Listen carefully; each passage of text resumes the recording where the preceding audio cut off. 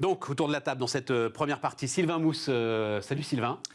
Bonjour Stéphane. J'ai oublié de noter ton titre. Chief Product Officer. Voilà. Deputy Chief Product Officer. Chief Product Officer de Cegid, au cœur donc de cette bataille pour le cloud, puisque c'est bien de ça dont on va parler. Denis Trottmann aussi nous accompagne. Bonjour Denis. Bonjour Stéphane. Membre du comité exécutif de KPMG, en charge de l'expertise comptable. Qu'est-ce qui t'intéresse? Je vais démarrer avec toi Denis. Qu'est-ce qui t'intéresse aujourd'hui dans cette histoire de cloud? Est-ce qu'il y a besoin de le définir encore? Est-ce qu'il y a besoin de faire de la pédagogie autour du cloud?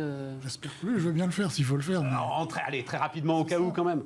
Le cloud, c'est la capacité à offrir à des entreprises ou des particuliers des services auxquels on s'abonne et qu'on consomme autant qu'on veut.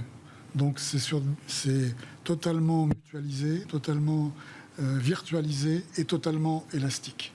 Et je peux le consommer le jour, la nuit, en déplacement, à l'étranger, partout dans le monde. C'est ça, c'est le cloud. Et alors ça a juste très rapidement aussi plusieurs impacts. C'est-à-dire que le premier élément, ce qui inquiète, mais justement, je vous poserai la question, ce qui inquiète, c'est si l'ensemble de mes données sont dans le cloud, mon Dieu, je ne sais plus où elles sont, mon Dieu, elles risquent de disparaître. Alors, en général, les bons acteurs sérieux disent où elles sont. Il faut le faire, il faut dire mes données sont dans tel endroit, parce qu'il y a des aspects, on pourra y revenir, de législation qui sont associés à la territorialité des données. Et par ailleurs, les acteurs du cloud, maintenant on sait qui sont les bons, sont capables d'offrir un niveau de garantie sur la protection des données que la plupart des entreprises, y compris des grandes d'ailleurs, ne sont pas capables d'offrir elles-mêmes. Donc, il faut faire confiance aux gens du cloud sur la protection des données. Et tu sais, Sylvain, il y a une image, moi, que me donnait un professionnel du cloud, mais il y a plusieurs années. Quand on lui disait ça, il disait « Ah mais bien sûr, et d'ailleurs, votre argent, il est sous votre matelas, il n'est pas à la banque. Bien sûr, il n'est pas à la banque. » Je crois que l'image fonctionne, non? C'est de la même façon que la sécurité de notre argent, c'est la banque qui l'assure. J'ai beaucoup passé de temps sur ce sujet, et quand je rencontrais des gens qui me disaient le contraire, je disais « On ne va pas faire ça en public.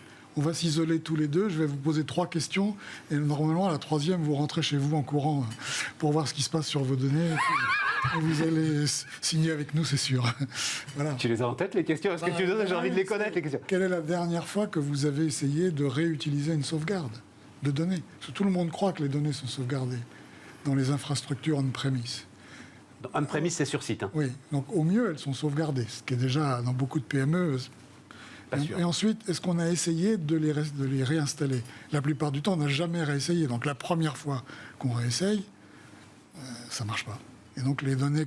Et donc il y a beaucoup de petites boîtes qui se sont fait, par exemple, hacker et qui n'ont pas pu redémarrer parce qu'elles avaient bien des sauvegardes, mais ces sauvegardes n'étaient pas utilisables, elles étaient partielles, elles étaient trop anciennes, et donc ça ne servait à rien.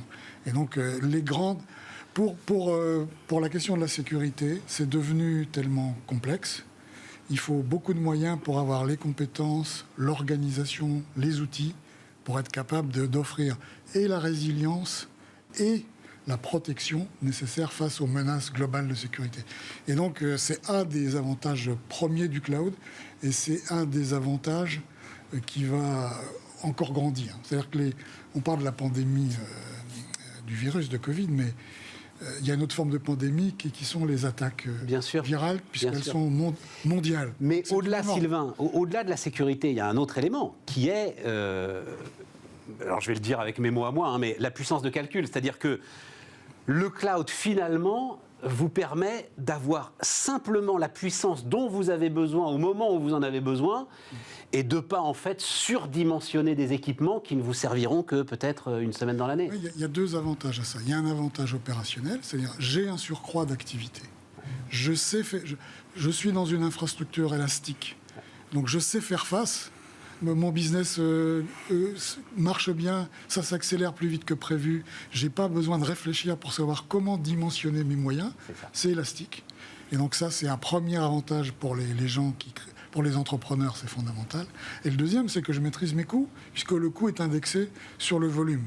Et donc, je peux dire si mon business augmente de 25% cette année, alors que j'avais prévu que 10%, voilà ce qui va m'arriver. Alors que quand on est sur un modèle économique d'investissement, à quel moment je dois changer mon truc, etc. Et donc, ça, c'est des choses... Ça, c'est ce qu'on avait appelé ça, nous, la saison 1 du cloud. C'est-à-dire, ces avantages-là, ça se transforme en avantages métiers. Ouais.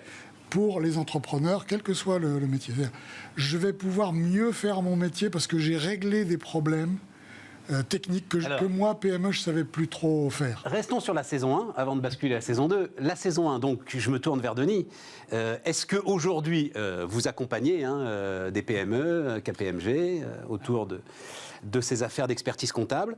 Est-ce qu'aujourd'hui, cette saison 1, comme le dit Sylvain, elle est comprise et adoptée? Alors, peut-être effectivement. Alors, chez KPMG, je rappellerai qu'on a 4 métiers. Donc, effectivement, on a les métiers plutôt d'advisory et d'audit qui adressent le cloud à travers toutes les opérations de transformation digitale pour les grands comptes. Pour effectivement plutôt les TPE, donc la partie expertise comptable que je représente aujourd'hui, en fait, l'histoire du cloud chez nous, elle a commencé en 2012-2013. C'est-à-dire qu'on a fait le choix, et ensuite on a poursuivi l'aventure avec Cegid, qui était d'adopter la technologie du cloud pour nos outils métiers. Ouais.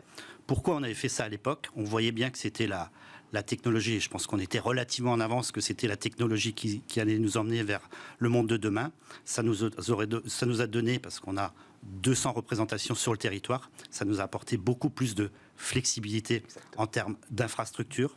Ça nous a beaucoup plus rapprochés et ça nous a surtout ouvert le champ des possibles sur les solutions collaboratives. Auparavant, les outils qu'on utilisait, c'était plutôt des outils dédiés au cabinet dont les clients ne savaient pas faire grand-chose. Avec le cloud, ça nous a permis d'ouvrir vers des solutions collaboratives. Et ensuite, effectivement, c'est ça qu'on a réellement... Solutions collaboratives, ça veut dire que, je vais le dire comme ça, le cabinet d'expertise comptable est en fait accessible en permanence aux clients. D'une part, mais surtout, le client utilise le même outil que le cabinet. Auparavant, le client avait son outil, le cabinet avait le sien. Et il fallait effectivement échanger des clés USB, peut-être même des disquettes par le passé. Maintenant, l'information, elle est disponible. Chacun utilise le même outil. Pas les factures dans la boîte à chaussures. Voilà. C'est ça. Et effectivement, chacun utilise le même outil. On fait l'usage sur la partie sur laquelle il est le plus qualifié. Et effectivement, on est en temps réel. 24 heures sur 24, ça nous permet effectivement d'utiliser chacun en fonction de ses besoins.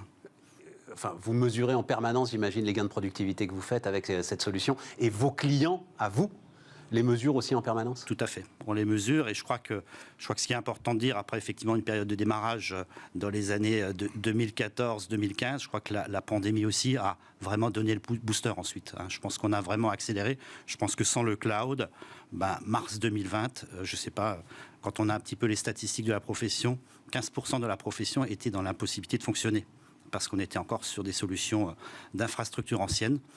Avec le cloud, effectivement, on était tout à fait, du jour au lendemain, on a pu basculer nos 4000 collaborateurs de nos bureaux à chez eux. Et vos clients PME, est-ce qu'eux, ils sont convertis justement? Ou est-ce qu'ils sont encore un petit peu réticents? Parce que la comptabilité de la boîte, c'est pas anodin quand même à laisser comme ça partir aujourd'hui dans les nuages digitaux. C'est, je dirais, work in progress. Je pense qu'effectivement, alors nous, on s'occupe plutôt des outils au cœur de la gestion comptable et financière de l'entreprise.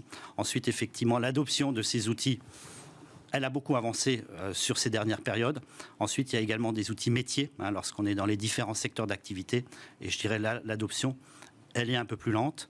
Et je pense que ce qui va être un petit peu accélérateur, parce que ce que permet ces outils maintenant dans le cloud, c'est une interconnexion beaucoup plus forte. Auparavant, il fallait brancher 2 systèmes. Aujourd'hui, ça se fait de manière beaucoup plus simple. Mais justement, on va voir ce que disent les clients.